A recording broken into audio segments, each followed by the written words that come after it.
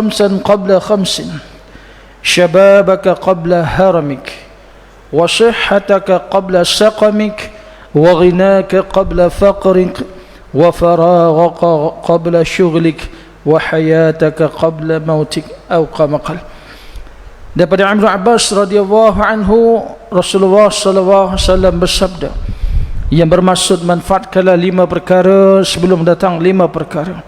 Waktu mudamu sebelum datang waktu tuamu, waktu sihatmu sebelum datang waktu sakitmu, masa kayamu sebelum datang masa kefakiranmu, masa lapangmu sebelum datang masa sibukmu, hidupmu sebelum datang kematianmu. Atau kama qala, hadis riwayat Al-Hakim dalam kitab Al-Mustadrak, hadis nombor 7846, yang dikatakan oleh Az-Zahabi dalam Al-Talkhis berdasarkan syarah Al-Bukhari wal Muslim, hadis hasan sahih.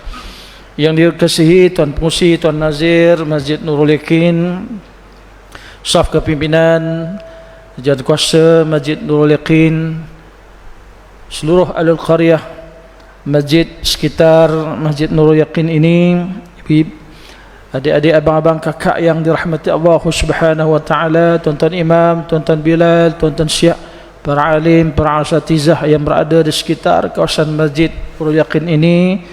Apa khabar semua tuan-tuan pada tengah hari ini? Sihat semua tuan-tuan? Alhamdulillah, syukur kita kepada Allah Subhanahu wa taala kerana limpah dan rahmatnya, maka Allah Taala masih lagi mengizinkan kita semua tuan-tuan, masya-Allah, untuk meneruskan tanggungjawab kita tuan-tuan di atas muka bumi ini, iaitu untuk terus mengabdikan diri kita kepada Allah Subhanahu wa taala. Di mana firman Allah Subhanahu wa taala dalam surah Az-Zariyat ayat yang ke-56 yang sering dibacakan oleh khatib-khatib di mimbar-mimbar Jumaat, ba'da a'udzu billahi as-samil 'alim minasy syaithanir rajim, wa ma khalaqtul jinna wal insa illa liya'budun. Tidak aku jadikan jin dan manusia, kata Allah Subhanahu wa taala, melainkan tu mengabdikan diri kepada Allah Subhanahu wa taala. Jadi kita datang solat Jumaat ini tuan-tuan, sudah salah satu tanda kita terus beribadah pada Allah Subhanahu wa taala. Subuh tadi dapat kita solat subuh berjemaah, dapat kita sembahyang solat duha kita, dan dapat kita datang lagi untuk sembahyang solat Jumaat. Sebelum solat Jumaat, sebelum kita mendengar khutbah sebagai rutin mingguan kita, inzar peringatan yang akan diberikan oleh Tok Khatib kita, alhamdulillah Allah Ta'ala bagi peluang kita duduk seketika di majlis taman-taman syurga dunia pada hari Jumaat ini tuan. Majlis yang sangat disukai oleh Nabi sallallahu alaihi wasallam, di mana kata Nabi sallallahu alaihi wasallam satu hadis, sabda Nabi sallallahu alaihi wasallam, wa majtama'a qaumun fi baitin min buyutillah yatluna kitaballahi wa yatadarasunahu bainahum illa nazalat alaihimus sakinah wa ghashiyatuhumur rahmah wa haffathumul malaikah wa dzakarahumullahu fi man 'indah. Atau kama qala, yang bermaksud, dan tidaklah sekelompok orang manusia, kita semualah pada ini, yang berkumpul di dalam satu rumah Allah. Hari ini kita berkumpul hari Jumaat yang mulia ni, kita kumpul di Masjid Nurul Yaqin, Kundang, Kuang, dan di antara rumah-rumah Allah, sahabat-sahabat kita yang salat di masjid-masjid yang lain di sekitar kita, di seluruh ceruk pelosok negara, di seluruh ceruk pelosok dunia, di mana saja ada solat Jumaat ini, di mana saja ada majlis tazkirah, majlis ilmu pada hari ini, mereka membaca kitab Allah, mereka membaca Al-Quran, mengadakan pengajian-pengajian kitab, dan saling belajar di antara mereka, saling mengingat di antara mereka, kecuali kata Nabi SAW, ketenangan turun kepada mereka. Allah Ta'ala campakkan sakinah pada kita pada Jumaat tengah hari yang mulia ini, dan rahmat meliputi mereka. Allah Ta'ala turunkan rahmat bersama kita pada hari Jumaat ini tuan-tuan, masya-Allah, malaikat meliringi mereka, dan Allah Subhanahu wa taala menyebut-nyebut mereka di kalangan para malaikat di hadapannya. Atau kama qala, hadis riwayat Imam Muslim nombor hadis 2699.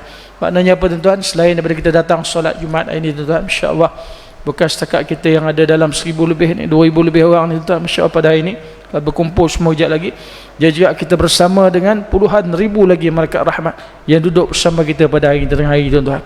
Allah Ta'ala turunkan 70,000 malaikat rahmat duduk celah-celah kita ni bersama dengan kita pada hari Jumaat ni tuan-tuan, masya-Allah. Dan yang seronok tuan-tuan, selepas kita selesai daripada kita solat Jumaat nanti, masya-Allah, bersurai nanti daripada kita solat Jumaat. Semua malaikat rahmat yang bersama kita pada hari ini, masya-Allah, semua berdoa kepada Allah Subhanahu wa taala, ya Allah, ampunkanlah dosa si fulan-fulan ahli qaryah Jumaat pada hari ini ya Allah, yang datang solat Jumaat, yang datang hadir ke majlis-majlis ilmu pada tengah hari ini ya Allah, ampunkanlah dosa-dosa mereka ya Allah, amin ya rabbal alamin. Dan insya-Allah bila kita duduk sekejap tengah hari tu tuan, walaupun kita nak solat Jumaat sekejap lagi, tapi kata Nabi SAW, barang siapa yang duduk saja dalam majlis ilmu, Allah Subhanahu wa taala akan mempermudahkan baginya jalan ke syurga Allah Subhanahu wa taala. Di mana sabda Nabi sallallahu alaihi wasallam, Nabi bersabda, man salaka tariqan yaltamisu fihi ilma sahhalallahu lahu tariqan ila al-jannah, atau kama qala. Itu hadis yang diriwayatkan daripada Abu Hurairah radhiyallahu anhu, bahawa Nabi sallallahu alaihi wasallam bersabda, barang siapa yang menempuh satu jalan untuk menuntut ilmu, Allah Subhanahu wa taala akan memudahkan baginya jalan ke syurga Allah Subhanahu wa taala. Jadi insya-Allah tuan-tuan, sama-sama kita terus istiqamah untuk menjadi orang-orang yang mengabdikan diri kepada Allah Taala, menjadi pencinta-pencinta majlis ilmu, bukan setakat di tazkirah Jumaat je. Kuliah maghrib kita, kuliah duha kita, kuliah subuh kita hadir. Kalau ada kuliah muslimat untuk muslimat, kuliah-kuliah pengajian ilmu dan sebagainya, lafziah, harfiah, Al-Quran dan sebagainya, hadirlah tuan-tuan. Kecuali kita ada halangan masyaqqah yang tak dapat nak dielakkan. Sebab apa tuan-tuan, kata Nabi sallallahu alaihi wasallam, bila mana Allah Subhanahu wa taala nak bagi kebajikan kepada hamba-hamba dia, Allah Subhanahu wa taala akan mencampakkan kefahaman agama dalam diri hamba-hamba dia. Jadi kita nak dapat kefahaman agama ni macam mana? Tak lain dan tak bukan mesti melalui jalan ilmu, mesti hadir dalam majlis ilmu, halaqah-halaqah ilmu, barulah kita boleh mendapat ilmu kan, dan dapat kefahaman agama. Jadi kita tak boleh kita mengadu, ustaz, saya ni masih jahil lagi ustaz, banyak tak nak belajar pasal agama ni tu, banyak yang tak tahu lagi ni. Jadi kalau banyak yang tak tahu, hadirlah dalam majlis ilmu. Tak boleh kita duduk saja tuan-tuan, kena berazam dan berusaha untuk meningkatkan kefahaman dalam diri kita tuan-tuan. Jadi pasal tu kita aminkan doa yang selalu dibacakan oleh tok imam kita, dan kadang-kadang kita baca doa ni, Allahumma faqihna fid din wa 'allimna ta'wil wahdina siratal mustaqim. Ya Allah, campakkanlah kefahaman agama dalam diri kami ni ya Allah, supaya kami dapat memahami ayat Quran yang kami baca, kami faham, kami amalkan dalam kehidupan kami ya Allah. Tunjukkanlah kami jalan yang lurus dan benar, seperti mana yang kita baca dalam solat kita. Satu hari 17 rakaat kita sembahyang, 17 kali kita baca suratul Fatihah. Dalam suratul Fatihah itu ada kita baca ihdinas siratal mustaqim. Kita minta pada Allah Ta'ala, ya Allah, tunjukkanlah kami jalan yang lurus dan benar. Siratal ladzina an'amta alaihim, jalan seperti mana orang yang kau beri nikmat kepada mereka ya Allah. Ghairil maghdubi alaihim waladdallin, dan bukan seperti mana jalan-jalan orang yang kau murkai, dan bukan ya Allah seperti mana jalan-jalan orang-orang yang sesat. Jadi bila kita sebut jalan orang yang Allah Ta'ala murka ni siapa tuan-tuan? Jalan yang sesat ni siapa? Ialah jalan-jalan orang-orang Yahudi dan Nasara. Di pasal itulah kita kena perteguhkan akidah kita tuan-tuan, supaya menjadi akidah yang mantap, akidah yang murni, supaya kita tidak mudah terjebak dengan anasir-anasir, dengan izam-izam yang selain daripada agama Allah Subhanahu wa Ta'ala. Sebab Allah dah jelaskan dalam Quran, inna dina indallahil Islam, sesungguhnya agama hanya sanya diredai di sisiku, kata Allah Subhanahu wa Ta'ala, hanyalah Islam. Jadi barang siapa yang ambil selain daripada Islam, dia menjadi orang-orang yang rugi dalam kehidupan dia. Dan kita kena pastikan tuan-tuan, kita hidup kat dunia ni jadilah hamba Allah Subhanahu wa Ta'ala yang tidak kufur di akhir kehidupan ni tuan-tuan. Sebab apa? Orang-orang yang kufur, yang sombong di akhir kehidupan dia tuan-tuan, rugi dia tuan-tuan, tak masuk syurga Allah Subhanahu wa Ta'ala. Allah Ta'ala ingatkan dalam suratul Mu'minun, firman Allah Subhanahu wa Ta'ala, ba'da a'udzu billahi as-sami'il 'alim minasy syaithanir rajim, hatta idza jaa'a ahadahumul maut qala rabbi irji'un la'alli a'malu salihan fima tarak kalla innaha kalimatun huwa qailuha wa min waraihim barzakhun ila yaumi yub'atsun. Shadaqallahul azim. Allah sebut dalam suratul Mu'minun ayat 99, ayat yang ke-100, menceritakan bagaimana tentang keadaan orang-orang yang kufur. Allah Ta'ala sebut hatta idza jaa ahadahumul maut, kesudahan golongan orang yang kufur ingkar pada Allah Subhanahu wa taala itu, apabila sampai ajal maut kepada mereka, ketika itu mereka berkata, qala rabbirji'un, ya Allah kembalikan aku sekejap kat dunia balik ya Allah. Untuk apa nak balik sekejap kat dunia?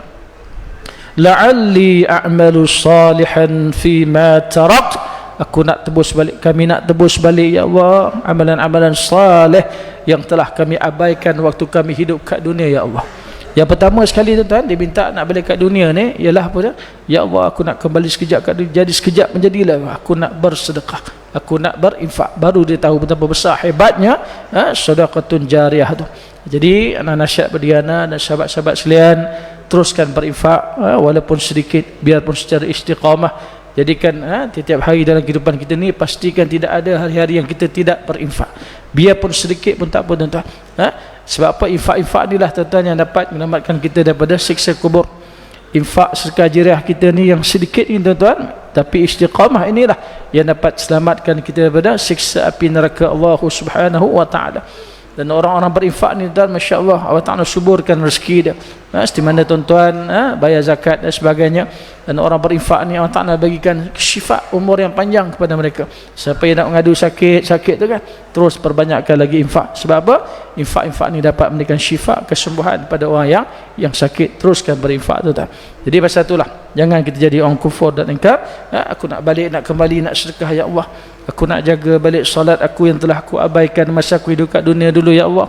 Dulu solat aku 5 waktu saya semalam tak pernah yang cukup ya Allah. Jumaat pun dalam sebulan kadang-kadang berapa kali aku pergi, kadang-kadang sebulan tu terus tak semayang Jumaat. Hidup macam kafarah je. Bangun makan tidur balik kerja macam tu je. Jadi aku nak tebus balik ya Allah. Aku pun tabung masjid pun tak pernah aku, RM1 pun tak pernah aku masuk dalam tabung masjid Nurul Yaqin ya Allah. Punyalah kedekut tak hidung masin aku ya Allah. Sedekah ihya tabung Ramadan pun aku tak pernah masuk ya Allah. Bantu program-program buka puasa kat surau masjid pun aku tak pernah hulur ya Allah. Orang miskin minta aku bantu pun tak pernah aku bagi ya Allah. Duit aku banyak ya Allah, berkepul-kepul dalam bank ya Allah, tapi bila aku mati tak sempat aku nak manfaatkan untuk aku sedekah ya Allah. Jadi aku nak balik kembali ke dunia, nak tebus balik amal-amal soleh.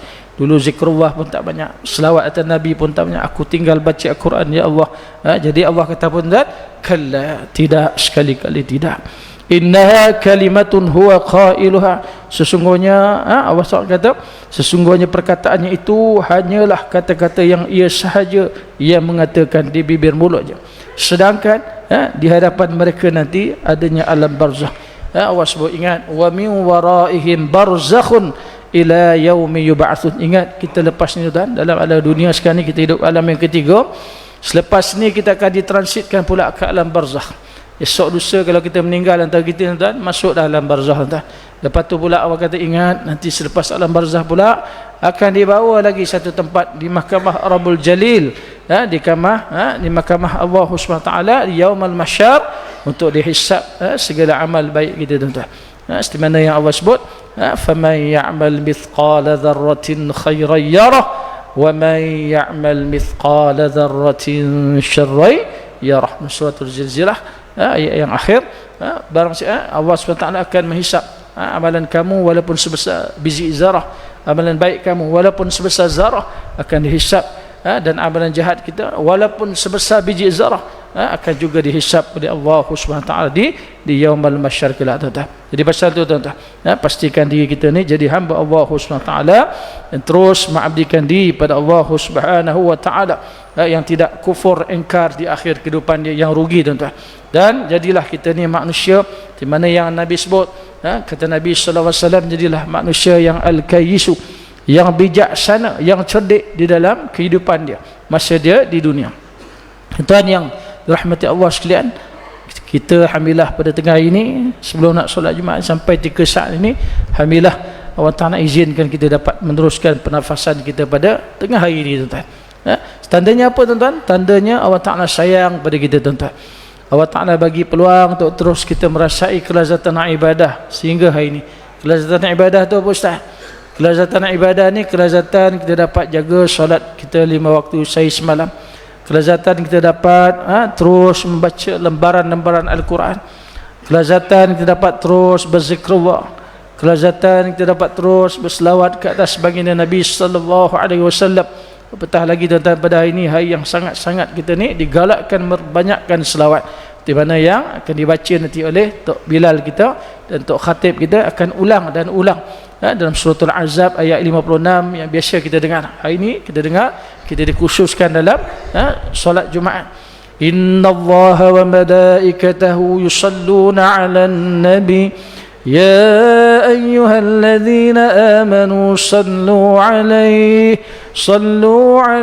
وسلموا تسليما. Sesungguhnya Allah dan para malaikat berselawat ke atas baginda Nabi sallallahu alaihi wasallam. Ya ayyuhalladzina amanu, wahai orang beriman, ucapkanlah selawat dan berikanlah salam penghormatan kepada baginda Nabi sallallahu alaihi wasallam. Tuan-tuan yang dirahmati sekalian, bila kita sebut Allah Subhanahu wa taala berselawat ke atas baginda Nabi sallallahu alaihi wasallam, apakah maknanya tuan-tuan? Maknanya Allah Subhanahu wa taala nak mengampunkan, nak beri rahmat, mengampunkan dosa buah hati kekasihnya baginda Nabi Muhammad sallallahu alaihi wasallam. Pasal itu Allah Taala berselawat ke atas baginda Nabi sallallahu alaihi wasallam. Dan kita sebut malaikat juga turut berselawat ke atas Nabi. Apa maksud dia tuan-tuan? Maksud dia tuan-tuan, bila malaikat berselawat ke atas Nabi, malaikat pun berdoa pada Allah Subhanahu wa taala, ya Allah, pada hamba-hambamu yang berselawat, ya Allah, kepada baginda Nabi sallallahu alaihi wasallam, kau ampunkanlah dosa-dosa mereka, ya Allah. Kau berikanlah pada mereka syafaat baginda Nabi Muhammad sallallahu alaihi wasallam, bagi mereka yang sentiasa berselawat ke atas baginda Nabi sallallahu alaihi wasallam. Di pasal itu tuan, kita kena terus berselawat ke atas baginda Nabi sallallahu alaihi wasallam. Dapat selawat 100 kali sehari pun jadilah. Kalau dapat up sikit lagi 300 kali sehari sekali pun jadilah. Kata tuanku almarhum Ustaz Ismail, kamu dapat 1000 kali lagi bagus, kan? Lagi lebih daripada 1000 kali lagi bagus, lagi peluang, lagi cerah peluang untuk kita ni kok dapat. Allah Ta'ala pilih untuk mimpi bertemu dengan Nabi sallallahu alaihi wasallam, dan di yaumul mahsyar besok akan diberikan syafaat oleh Nabi sallallahu alaihi wasallam. Jadi teruskan berselawat. Itulah kelezatan dunia, kelezatan ibadah yang dapat kita kecapi ketika mana kita ni masih hidup, tuan-tuan. Allah Ta'ala bagi peluang untuk kita untuk terus bertaubat pada Allah Subhanahu wa taala, sebagaimana yang disebut oleh Al-Imam Ghazali rahimakumullah dalam kitab Hidayatus Salikin. Antara 10 sifat-sifat mahmudah, sifat-sifat yang terpuji yang harus ada pada diri kita sebagai orang-orang yang mengaku sebagai pendukung Ahlus Sunnah wal Jamaah. Antaranya ialah, kata Imam Ghazali, ialah sentiasa kita memperbanyakkan taubat pada Allah Subhanahu wa taala. Bila kita sebut taubat ni apa tuan?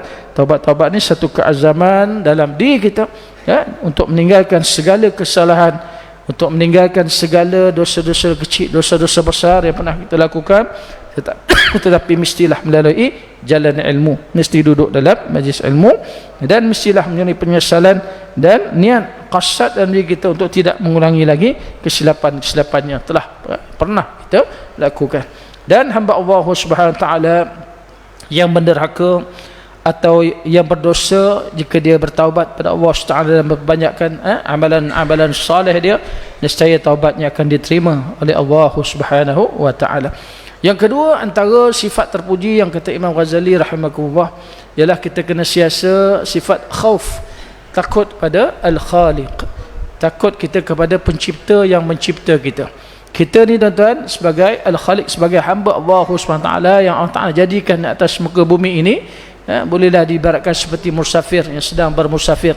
Kita berehat, berhenti di bawah sebatang pohon yang rindang, cukup masanya kita beredar. Dan kita ni tuan-tuan, Allah Ta'ala jadikan sebagai khalifah, sebagai manusia yang menjadi khalifah di atas muka bumi ini, sebagai barang pinjaman sementara saja. Jadi sifat kita ni sebagai macam barang pinjam.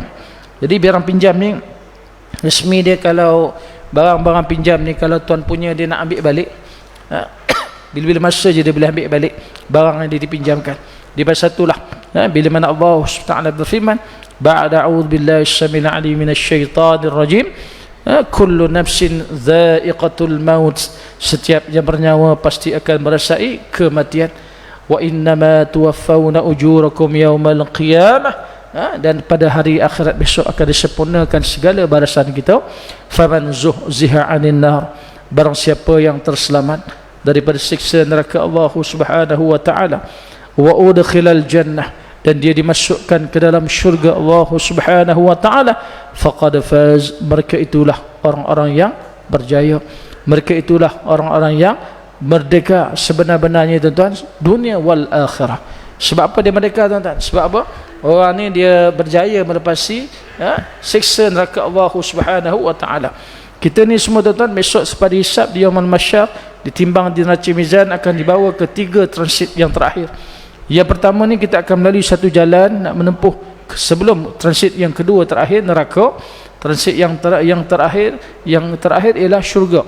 Dan nak menuju ke neraka ni, dia kena semua orang mesti melalui satu transit ni, dipanggil satu jambatan yang sangat panjang, dia panggil titian as-sirat.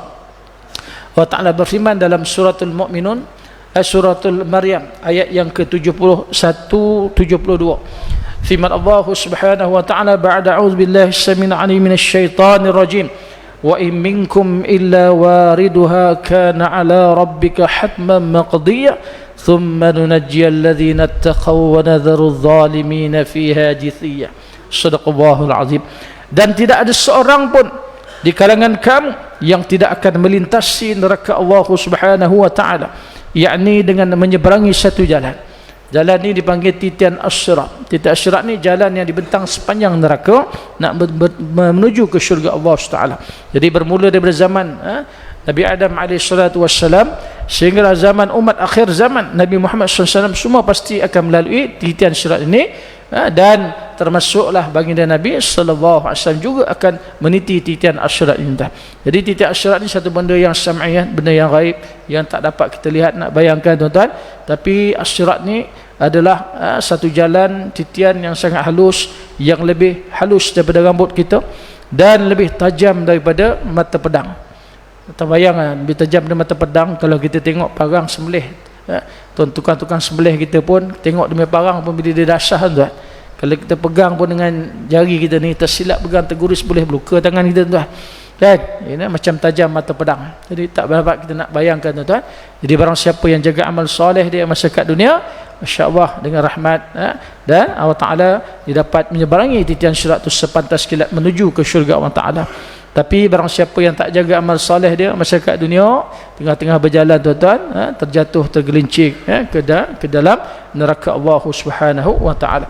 Dan Allah sebut hal itu adalah merupakan hukum Allah yang pasti sudah ditetapkan. Kemudian kami selamatkan golongan orang-orang yang bertakwa dan membiarkan mereka yang zalim jatuh ke dalam neraka Allah Subhanahu wa taala. Wa a'yadzubillah. Jadi insya-Allah sama-sama kita bermohon pada Allah Subhanahu wa taala agar diri kita semua tuan-tuan jauhkan daripada azab siksa api neraka Allah Taala, dan kita semua jadi manusia yang bijak seperti mana yang Nabi sebut, al-kayyisu man dana nafsah wa amila lima ba'dal maut wal ajizu man atba'a nafsah hawaha wa tamanna 'ala Allah azza wa jalla. Ya, bermaksud al-kayyisu, orang yang bijak, yang cerdik masa kat dunia ni, ialah manusia, ialah sesiapa yang sentiasa menghisap diri dia dan beramal dengan untuk bekalan selepas matinya.